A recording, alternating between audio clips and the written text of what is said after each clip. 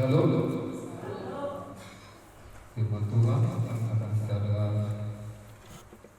dan pelajari saat ini, yaitu tertulis dari Matius 4 ayat 1 sampai dengan 11. Matius 4 ayat 1 sampai dengan 11. Saya mohon kita sama-sama membaca.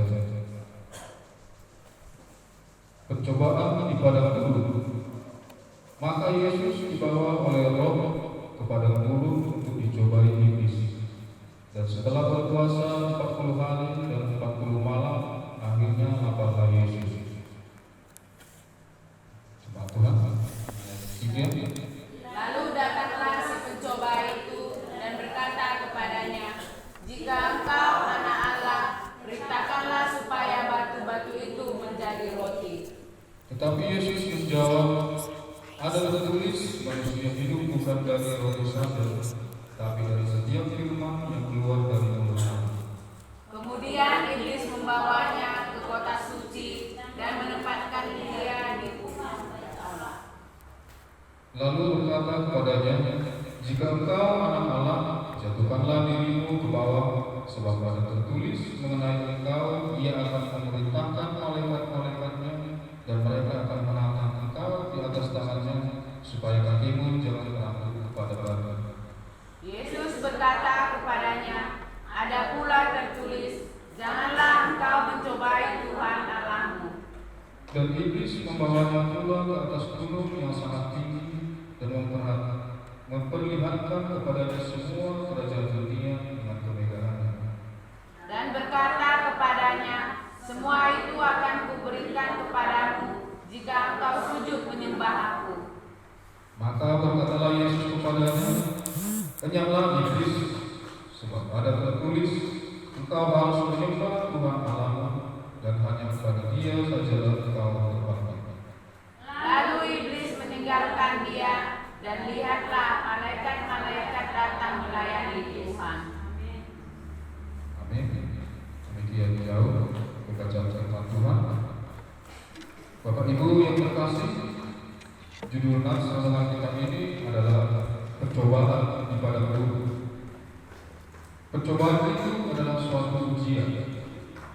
Selagi kita masih bernapas dan hidup, kita pasti mengalami cobaan dan ujian. Mulai anak-anak sampai dewasa sampai tua, kita selalu berhadapan dengan ujian-ujian. Kalau anak sekolah diberi ujian, itu artinya apabila anak itu lulus, maka dia akan naik kelas dan boleh mengikuti pelajaran berikutnya. Dan sebaliknya, kalau tidak lulus ujian, maka nilainya rusak dan tinggal kelas dan tidak boleh mengikuti pelajaran selanjutnya. Begitu juga dengan kehidupan kita, Bapak Ibu. Pencobaan itu pasti datang pada siapapun tanpa kecuali.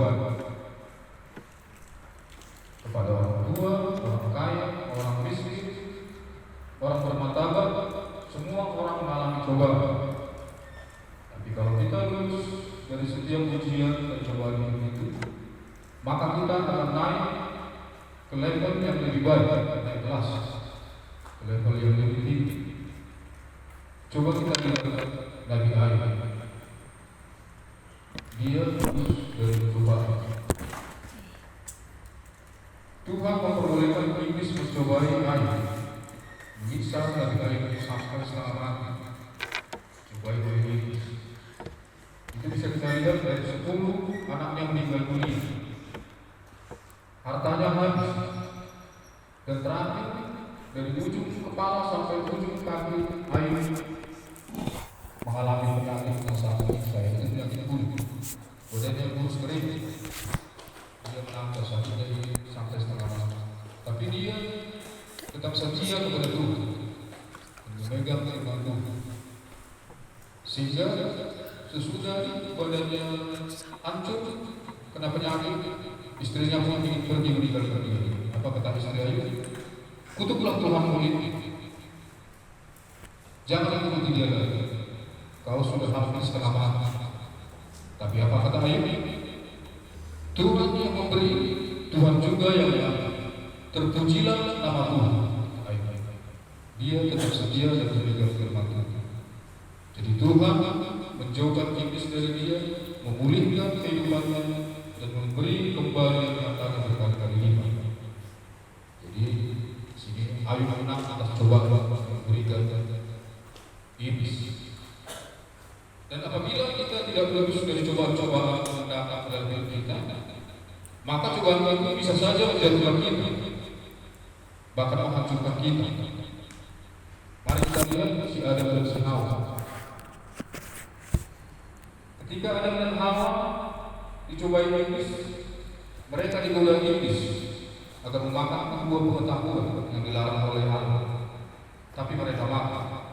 Maka dampaknya sangat besar bagi kita, bagi semua umat manusia, karena kita adalah keturunan si Adam dan si Hawa. Sehingga kita bersusah payah untuk mencari nafkah, diterpa sakit penyakit, dan berujung mengalami kematian. Itu karena si Adam dan si Hawa tidak lulus dalam cobaan yang diberikan iblis.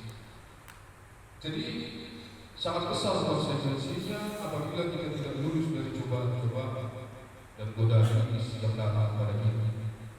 Besar konsekuensinya jika kita tidak lulus dari cobaan. Jadi bagaimana kita agar lulus dari cobaan-cobaan dan godaan iblis yang datang itu? Jawabannya hanya satu. Di sini dikatakan tetap berpegang pada firman Allah dan dekat kepada Allah. Itu bisa kita lihat di saat Yesus dicobai iblis. Iblis menawarkan sesuatu kepada Tuhan Yesus. Yesus selalu menjawab, ada tertulis. Itu artinya Tuhan Yesus berpegang pada firman Allah. Setiap iblis mencobai, Tuhan Yesus menjawab, ada tertulis. Manusia hidup dari dosa, jangan mencobai Tuhan Allah dan sembahlah Tuhan Allah. Itu semua ada tertulis dalam kitab Perjanjian Lama. Jadi Tuhan Yesus menepis godaan iblis itu dengan firman Allah. Jadi kita pun harus seperti itu. Ketika ada cobaan datang, kita harus berpegang pada firman Tuhan.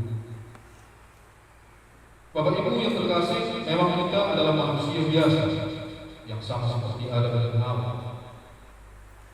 Mungkin kita pernah tergiur dan masuk ke dalam godaan si jahat itu. Tapi yakinlah Bapak Ibu, apabila kita masih ingat Tuhan dan berpegang pada firman Tuhan Allah, Tuhan tidak akan membiarkan kita jatuh dicabut-cabut oleh si iblis itu. Tuhan akan menolong kita dan menarik kita dari lembah yang gelap ini. Bapak Ibu yang terkasih, kita juga sering mendengar kalimat seperti ini. Tuhan tidak pernah memberi cobaan di luar kemampuan kita. Tuhan tidak pernah memberi cobaan di luar kemampuan kita. Ini tidak selamanya benar, kawan-kawan. Kalimat ini tidak selamanya benar. Karena kalimat ini hanya berlaku bagi orang yang berpegang pada firman Allah. Seperti Ayub tadi, dia berpegang pada firman Allah sehingga dia bisa lulus. Kalau dia tidak berpegang pada firman Allah, tidak di jalan Allah, ini tidak berlaku. Banyak orang yang diterpa masalah yang besar, dia tidak sanggup, bahkan dia bunuh diri. Banyak orang yang diterpa digoda, misalnya seperti di negara ini, digoda untuk korupsi. Dia ambil korupsi itu, sehingga dia diadili dan dihukum, maka tamatlah dia. Dan ada juga orang yang terpa masalah besar, dia malah menjadi berutang, menjadi gagal. Dia bisa berbuat jahat, membunuh, sehingga dia diadili dan dihukum, bisa dihukum mati. Tapi orang yang berpegang pada firman Tuhan, 1000 masalah datang, Tuhan memberi 1001 jalan untuk melewati. Amin, amin. Bapak Ibu yang dikasihi dalam Tuhan Yesus Kristus, di sini juga harus kita pelajari dan renungkan bagaimana dan kapan pencobaan itu datang. Kapan kira-kira sering pencobaan itu datang pada kita? Yaitu yang pertama, yang sering datang, kita digoda oleh si jahat itu terpa masalah itu bisa kita berada dalam puncak kejayaan. Mungkin kita dalam puncak kejayaan, puncak kesuksesan. Tapi di sini sering kita dicobai oleh iblis. Semakin tinggi pohon, semakin besar angin yang bermata. Di dalam konteks ini, Tuhan Yesus sedang berada di dalam puncak kejayaan. Dalam konteks pembacaan firman Tuhan ini. Kenapa? Sebelum Yesus berpuasa dicobai ini, Tuhan Yesus dibaptis oleh Yohanes di Sungai Jordan. Disitulah puncak kekuasaan Yesus, puncak kejayaan Tuhan Yesus. Apa kata Allah dari surga? Inilah anak yang terkasih, kepada dalam aku berkenan. Disitulah puncak kejayaan Tuhan Yesus. Yesus yang sebagai daging manusia dipercaya oleh Allah menjadi Mesias, penyelamat umat manusia. Di saat puncak kejayaan Tuhan Yesus ini, datang iblis menggoda dia. Begitu juga dengan manusia. Contohnya seperti Presiden Jokowi. Mungkin selama dia wali kota itu lebih kecil masalah cobaannya daripada dia sudah menjadi presiden. Jadi saat kita berada di puncak, misalnya kita suatu saat berhasil, kita harus siap dengan cobaan-cobaan yang besar. Jadi yang kedua, kapan kira-kira cobaan itu datang kepada kita, iblis menggoda kita? Yaitu saat kita dekat dengan Tuhan dan menjalankan firman Tuhan. Di sini sering iblis datang menggoda kita dan menjatuhkan kita. Di dalam konteks ini Tuhan Yesus sedang dekat dengan Tuhan, menjalankan firman Tuhan, yaitu berpuasa. Di sinilah iblis datang ingin menjatuhkan kita. Jadi jangan heran Bapak Ibu bagi kita. Dan terkejut kita kalau semakin rajin ke gereja, semakin rajin berdoa, kok semakin banyak masalah saudara. Seperti itu ya. Tapi itulah cara iblis. Iblis tidak suka kita dekat sama Tuhan. Dia menggunakan segala cara agar kita menjauh dari Tuhan. Tapi tetap setia kepada Tuhan, maka kita akan menang dari segala cobaan. Yang ketiga, kita sering mendapat cobaan di saat kita dalam keadaan lemah. Dalam konteks ini, Yesus di sini sedang lama. Yesus di sini wujudnya adalah 100% manusia, 100% Tuhan. Di saat dia bisa berpuasa 1 hari 40 malam, disitulah ketuhanan ilahian Tuhan Yesus. Tidak ada orang yang sanggup puasa 1 hari 40 malam. Tapi dalam diri kemanusiaan dia perasaan lapar yang sesungguhnya. Tuhan Yesus di sini sangat lapar. Jadi pada saat itu iblis datang ingin menggoda dan menjatuhkan. Di sini tadi ada 3 bagian dalam kelemahan Tuhan Yesus tadi. Kelaparannya ada sebuah tawaran bagi iblis kepada Tuhan Yesus. Yang pertama adalah, jika engkau anak Allah, ubahlah batu-batu ini menjadi roti, kata iblis. Sangat bodoh sebenarnya iblis mengatakan seperti ini. Tapi dia ada ini supaya Tuhan menuruti dan seperti itu. Tapi jawab Yesus, manusia hidup bukan hanya dari roti saja, tapi dari setiap firman yang keluar dari mulut Allah. Di sini maksudnya adalah tidak ada yang lebih berharga daripada firman Allah.